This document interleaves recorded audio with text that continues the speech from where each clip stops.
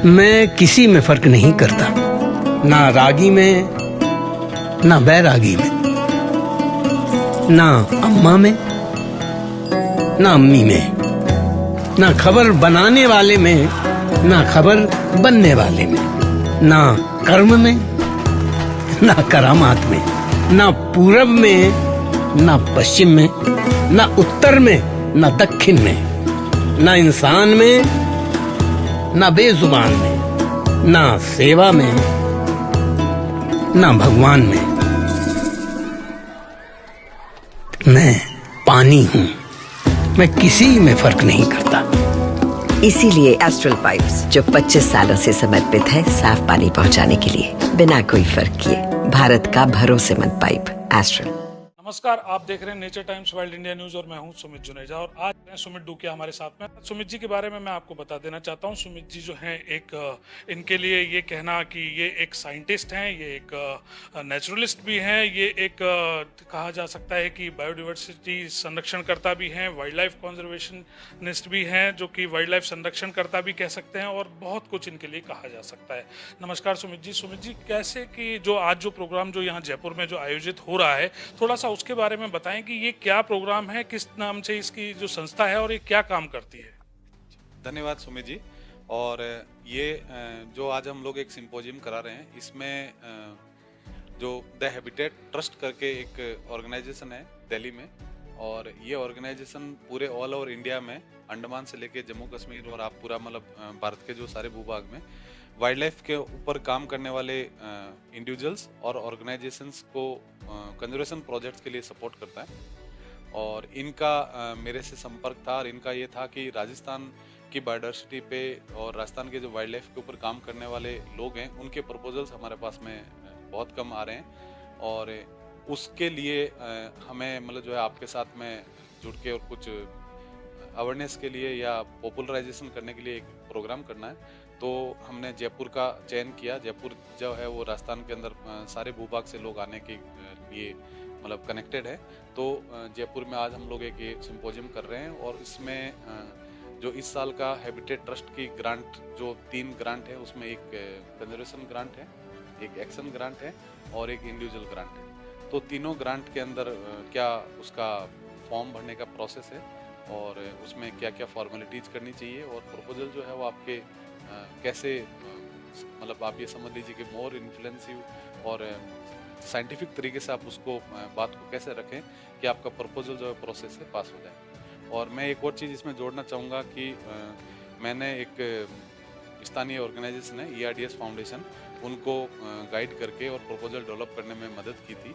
और 2022 के अंदर वो प्रपोजल सबमिट किया गया था। 2023 के अंदर लकीली वो प्रपोजल मिला, और वो प्रपोजल जब हमने बना के उनको दिया और वो जो प्रपोजल पास हुआ, तो एक लेवल ऑफ कॉन्फिडेंस भी आया कि ये जो इस ऑर्गेनाइजेशन का प्रपोजल का प्रोसेस है, वो प्रोसेस बहुत ही मिटिकुलसली डिज़ाइन किया गया प्रोसेस है, और उसके अंदर आपका प्रोजेक्ट मिले या आपका प्रोजेक्ट ना मिले, पर आप जब इस प्रोसेस से पूरे गुजरते हैं तो आपको एक अलग लेवल का कॉन्फिडेंस आता है, जिसमें आपको पता चलता है कि साइंटिफिक ऑर्गेनाइजेशंस, जो फंडिंग ऑर्गेनाइजेशंस हैं, वो किस तरह के प्रपोजल चाहती है। तो वो आप जो है वो आज के सिंपोजियम में हम बताने की कोशिश करेंगे। और मुझे बड़ी खुशी है कि हैबिटेट ट्रस्ट ऑर्गेनाइजेशन ने मुझे इस सिंपोजियम के लिए एक वक्ता के रूप में बुलाया है, और वो यही है कि मैं अपना एक्सपीरियंस शेयर करके बताऊं आज जो हमारी ऑडियंस आ रही है उनको, कि कोई भी प्रोजेक्ट जो है वो छोटा नहीं होता, कोई भी प्रोजेक्ट जो है वो ये नहीं है कि आपको मिले या नहीं मिले, पर एक तरीकेबद्ध रूप से आप अपनी बात को कैसे रखें। और एक सबसे बड़ा प्रपोजल के अंदर एक बात होती है कि 90 तुले वर्ड्स, जैसे 100 वर्ड्स में आपको प्रपोजल लिखना है, तो ऐसा कौन सा शब्द आपको लिखना है जो आपकी बात को पूरी कहे, और ऐसा कौन सा शब्द आपको नहीं लिखना है जो आपकी बात को ढीला करे या डाइल्यूट करे। तो जिसको हम लोग कहते हैं कि आपको बड़ा कैलकुलेटेड होके और अपने शब्दों को रखना है, ताकि 100 शब्द की बाउंड्री के अंदर आपका प्रपोजल पास हो जाए। और पहले जब हम लोग प्रपोजल लिखते थे करते थे, मैं करीब 10-12-15 सालों से इसी टाइप के काम कर रहा हूँ और बच्चों को मैं पढ़ाता भी हूँ। उसमें ये होता है कि साइंटिफिक प्रपोजल कैसे लिखना है। तो प्रपोजल अगर आप हार्ड कॉपी में लिख के भेज रहे हैं तो आप 2 वर्ड प्लस माइनस कर सकते हैं, क्योंकि उस समय शब्द गिनने कोई नहीं बैठा। अभी जो प्रपोजल्स का प्रोसेस है वो ऑनलाइन होता है। कंप्यूटर 100 वर्ड से 101 वर्ड्स होते ही आपको बोल देता है कि आपका एक शब्द ज़्यादा है, आपका प्रपोजल सबमिट नहीं होगा। तो कम शब्द में आपका प्रपोजल सबमिट हो जाएगा, ज़्यादा में नहीं होगा। कंप्यूटर का जो ज़माना है उसके अंदर कम लिखने वालों का आप ये समझ लीजिए कि कमी है। ज़्यादा आप लिख सकते हो, कम नहीं लिख पाते। तो कम लिखना भी एक कला है और उतना ही लिखना है जितना आपको चाहिए। ये हमारा सिम्पोजियम का आज का मेन उद्देश्य है। सर, आपके अनुभव की अगर हम बात करते हैं तो काफ़ी आपका जो अनुभव है वो काफ़ी पुराना है। काफ़ी टाइम से आप वाइल्ड लाइफ कंजर्वेशन के लिए काम कर रहे हैं, बायोडाइवर्सिटी संरक्षण पे भी काम कर रहे हैं। आज चूंकि अगर हम बात करते हैं राजस्थान में गोडावन की, तो गोडावन के लिए जो ब्रीडिंग कैप्टिव ब्रीडिंग सेंटर जो खोले गए हैं वो एक कहीं ना कहीं एक बहुत अच्छा प्रोजेक्ट है। गोडावन की पॉपुलेशन बढ़ाने के लिए वो एक बहुत अच्छा जो है मार्ग है।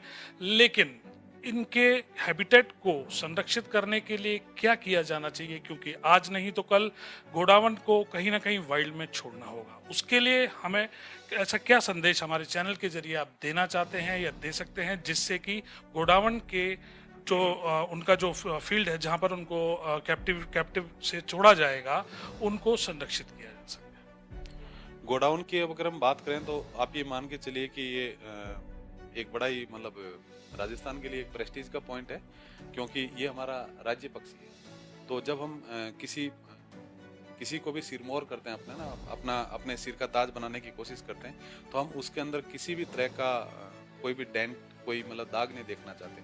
और ये एक पक्षी जो है वो 2011 के IUCN के असेसमेंट से क्रिटिकल इंडेंजर्ड है। मतलब अब ये अंतिम स्टेज आ गई है, इसके बाद अब ये एक्सटिंक्शन की कगार पे जा रहा है।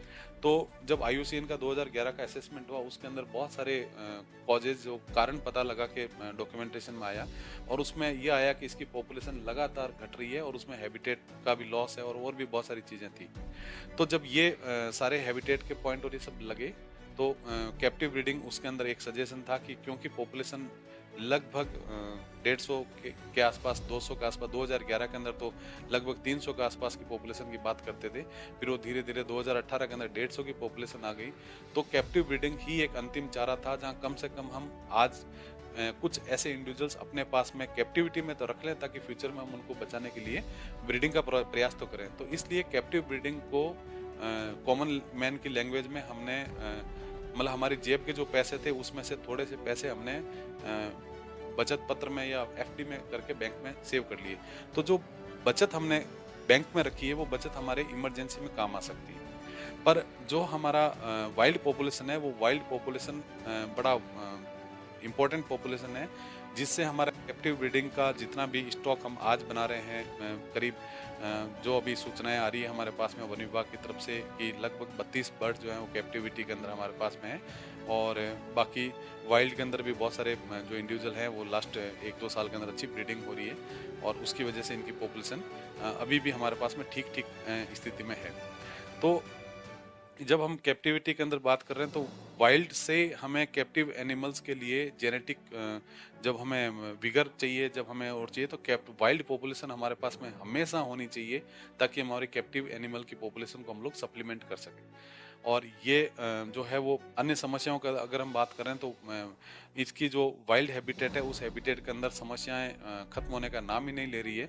और करीब 10-12 सालों से तो मैं इसको रेगुलर मतलब देख रहा हूँ, तो उसमें जितनी इसकी हैबिटेट थी उसको हमने स्थानीय लोगों के साथ में मिलके, वाइल्ड लाइफ वॉलंटियर्स के साथ में मिलके मैं आइडेंटिफाई किया, मैपिंग किया, तब हमें पता लगा कि बहुत सारे ऐसे हैबिटेट्स जहाँ पे गोडावन 2010, 11, 12, 13 के आसपास मिलती थी, 2015 तक देखी गई। आज उन इलाकों के अंदर बड़े बड़े भूभाग के अंदर सोलर प्रोजेक्ट्स आ गए, और कुछ ऐसे भूभाग है जहाँ पे विंड मिल्स आ गए।